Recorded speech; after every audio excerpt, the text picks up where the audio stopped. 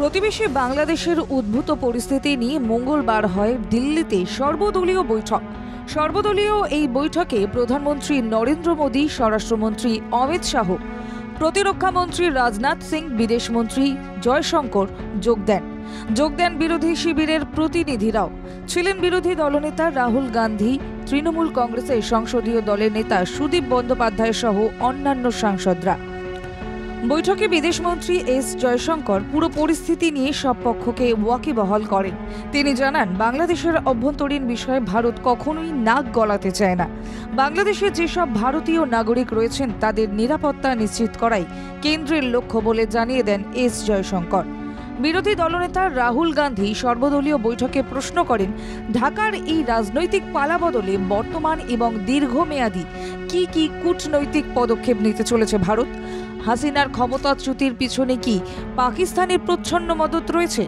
বিরোধী দলনেতাকে এস জয়শঙ্কর জানান, বিষয়টি তদন্ত সাপেক্ষ। সুদীপ বন্দ্যোপাধ্যায় সরকার পক্ষকে প্রস্তাব দেন বাংলাদেশের এই পরিস্থিতি নিয়ে পশ্চিমবঙ্গের মুখ্যমন্ত্রী মমতা বন্দ্যোপাধ্যায়ের সঙ্গে কথা বলার জন্য। সূত্রের খবর, কেন্দ্র প্রাথমিকভাবে তাতে সম্মত রয়েছে। জয়শঙ্কর আরও জানান, এখনই ভারতীয়দের সরিয়ে আনা হচ্ছে না, ওয়েট অ্যান্ড ওয়াচ নীতি নেওয়া হয়েছে বলেও উল্লেখ করেন তিনি।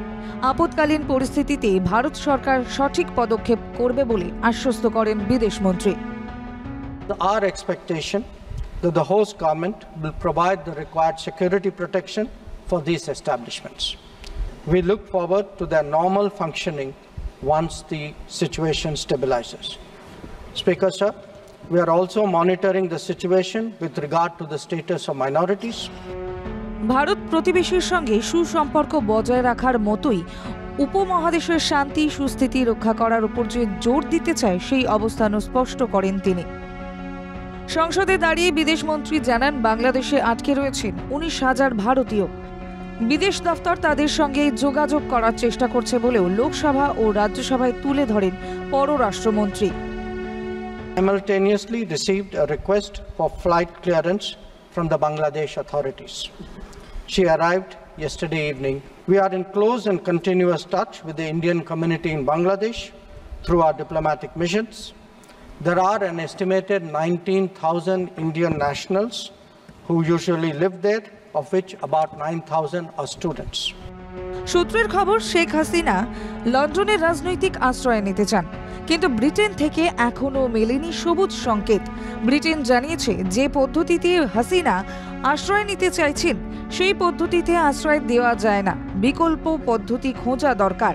ইংল্যান্ড ছাড়া অন্য দেশে তিনি যেতেই পারেন, ইউরোপের অন্য কোনো দেশে তিনি যাবেন কিনা চলছে চর্চা।